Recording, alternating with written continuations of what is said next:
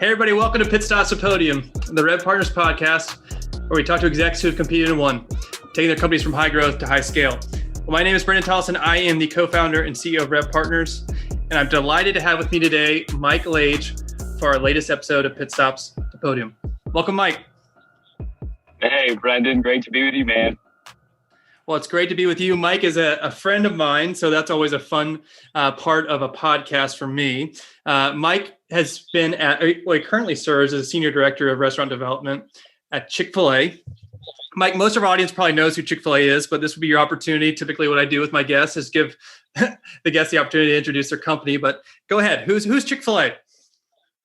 Chick-fil-A, we're a quick service restaurant business based in Atlanta, but we, of course, exist all across the United States. And hopefully many of your listeners have tried Chick-fil-A before. So there's a great chicken sandwich. We say we didn't invent the chicken, just the chicken sandwich. So that's some fun. But hopefully most folks know Chick-fil-A, Brendan. Mike, how would you say you guys stack up with the chicken challenge? I haven't heard Chick-fil-A participating too much. You know what? I tell you what, we have some amazing operators who make great chicken sandwiches and deliver even better hospitality and customer experiences. So when you package all those things together, I say this humbly, but we don't think we can be beat. I love that. Well, Mike, you have kind of I wouldn't say non-traditional, but you have an interesting past. So you've been at Chick-fil-A 12 years, but I think one of the reasons why this is such a relevant topic, we'll get into the big idea in just a second, but walk our audience through your background a little bit, because I think that will shed light around where we're going in this conversation. Yeah, thanks, Brendan. Well, I started at Chick-fil-A as a summer marketing intern 17 years ago, and then went on board full-time after graduating. And I spent about 4 years at Chick-fil-A, really learning the restaurant, working closely with operators in restaurants, doing a lot of grassroots marketing promotions, understanding how to grow sales and grow the brand at the restaurant level.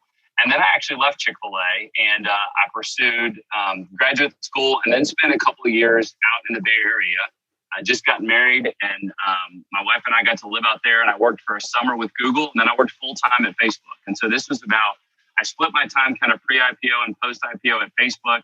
I share that just to showcase what a tremendous season of change and growth was going on at Facebook. And my role there was to help big brands, primarily beverage, CPG, and restaurant brands, figure out how to leverage the Facebook platform to connect more closely with their customers. And so I got a chance to work with brands like Starbucks on what they were doing from a mobile standpoint. Facebook made a strong pivot to go after mobile as a major revenue channel, which seems obvious in hindsight, but back then was a pretty revolutionary move.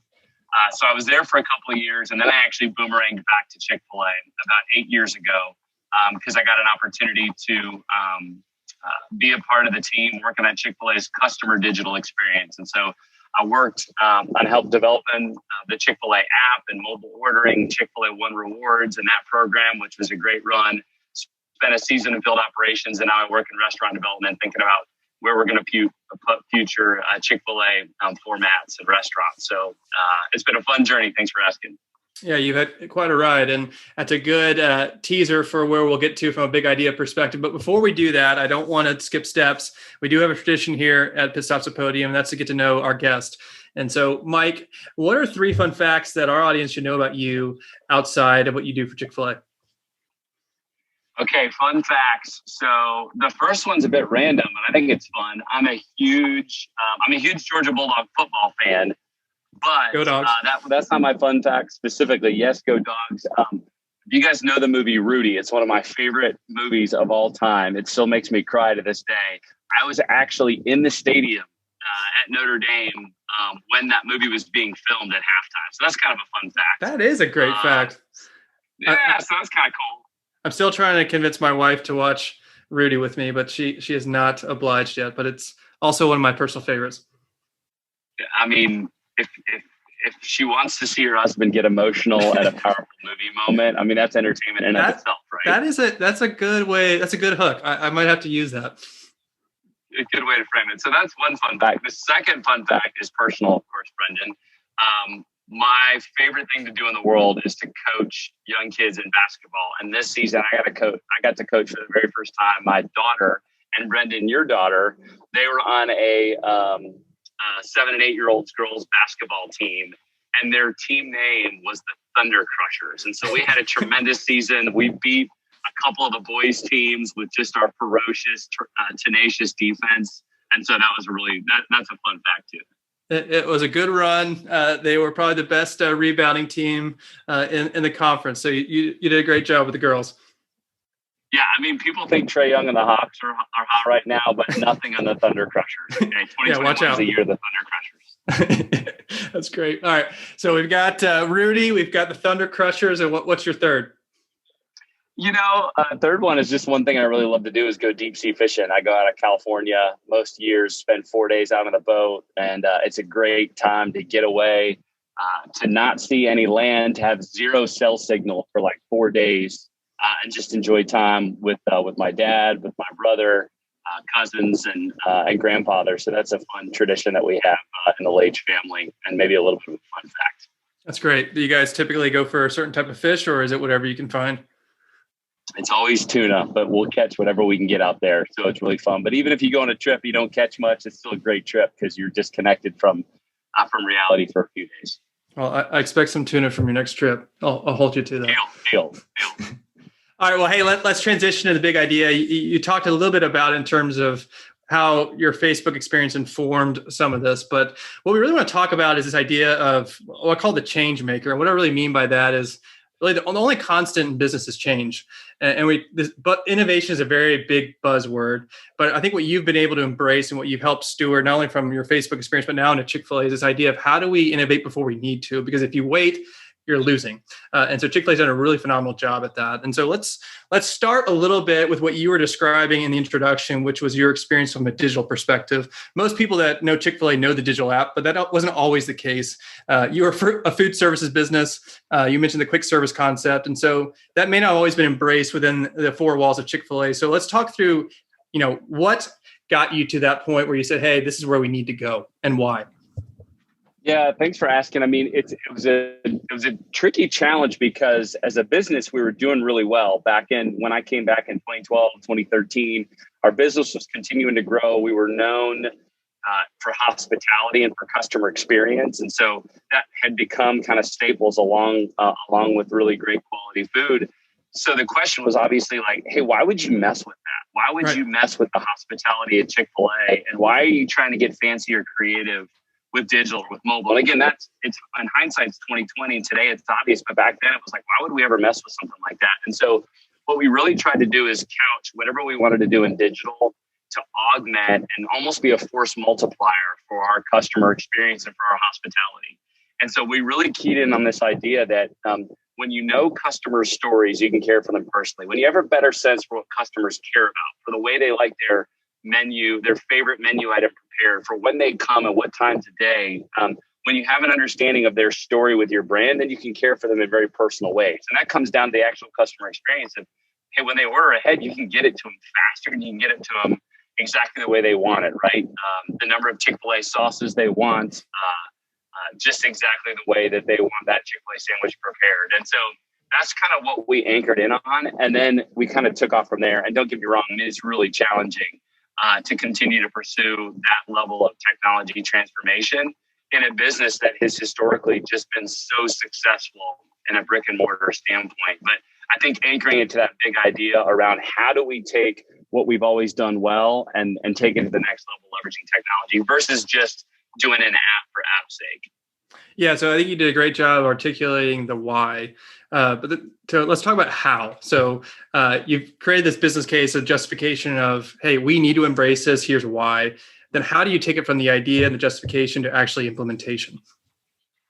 Yeah, well, it's probably worth a whole other podcast, but I'll share a couple of things. First, like one of my innovation heroes is our CEO, Dan Cathy. I mean, he is often fond of quoting Jack Welch and saying, hey, like if the pace of change, the external rate of change is greater than your internal rate of change, then the end is imminent. Like we have got to constantly be thinking about changing and retooling and getting better. And so Dan came to a colleague of mine one day and said, hey, we're going to have a meeting every single week on Tuesday mornings, and we're going to invite all the cross-functional partners needed in order to transform our business, leveraging the power of mobile. And so he said, hey, give me a list of who needs to be there, and then I'll see you on Tuesday. And so every Tuesday, we've got a group in our innovation center over what we call Hatch to meet consistently and clarify what's our roadmap, what are we going after, why are we going after it, what are the interdependencies, what things do we need to tackle, where is there tension, where are people not aligned, let's bring people around, what other meetings do we need to have. And so it just became a really significant kind of cultural moment weekly to help us continue to move things forward. I mean, we're reviewing backlogs, we're reviewing what do we need to build and why, how do we roll this out, let's get operator feedback. And so it became kind of our forum to continue to work together and collaborate moving forward. Yeah. So what I hear there is you had an executive sponsor at the very top with your CEO, and then you have some way of driving accountability in terms of we're going to meet on this date. Here are the things we say we're going to get done, and ultimately driving those. Now that idea from what it is, an idea, to actually activating it. So that's a really good practical way to think through that. And so, Mike, let's talk about the results. So I love the app, but give me an idea of adoption, usage, et cetera. What percentage of revenue, whatever you feel comfortable sharing. I'd love to hear the success behind that digital transformation initiative. Well, I'll share one thing that was really encouraging out of the gates is that within days of launching Chick-fil-A One, we had hit number one in the App Store, wow. Which was like mind-numbing. We didn't think that wasn't even on our radar. And I say that humbly because at the end of the day, we did it because we told customers, hey, download the app and register and you get a free Chick-fil-A sandwich. And it turns out people love free Chick-fil-A sandwiches. And so that's what launched us in the beginning, but it was a great way to sort of splash into that experience. And since then, it's continued to grow. As you can imagine, having that order ahead experience in the Chick-fil-A app in the course of COVID became a total multiplier and accelerated growth moving forward. And we think that in a matter of years, it could be half of our business. And so it's already taken on significant ramifications across our business. And I would say what's proven out, which has been really cool, is how Chick-fil-A operators have leveraged the power of mobile to continue to create moments of hospitality and moments of care throughout things. So it wasn't, again, just the app for app's sake, but really about how do we use it as a force multiplier for our hospitality experience. Yeah, I love how you just described at the end of it supports the overall mission. It's not to replace it. And so I like that force multiplier that you just alluded to. Well, let's transition, Mike, into kind of the next big initiative that you're tasked with. So we talked a little bit about the mobile app and how that served the digital transformation perspective. What I thought was really interesting, you're starting to think through it's kind of working backwards a little bit. It's this physical transformation. And so what is that? When you say physical transformation, what does that mean in your context? Well, it's interesting. It's a fun thing to work on now. I think early on, we were working on digital transformation. How do we give customers the ability to have a remote control in their hand for their Chick-fil-A experience?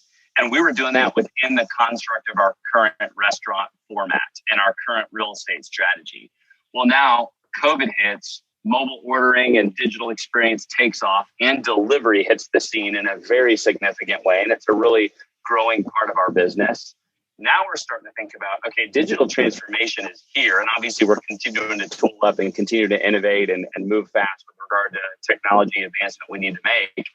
But now we need to think about, hey, what's the physical transformation to support the digital transformation? It's almost like the first time it was about digital transformation, almost like within the bounds of our physical format. And now we got to think about how do we transform our physical format in light of the fact that customers want things delivered to them, and they want to order ahead. They want it delivered delivered to them, whether they're sitting in a parking spot on one of our at one of our restaurants, or they're on their couch and they want it delivered to their doorstep. What does that mean from a real estate strategy perspective, from the kind of formats we're pursuing?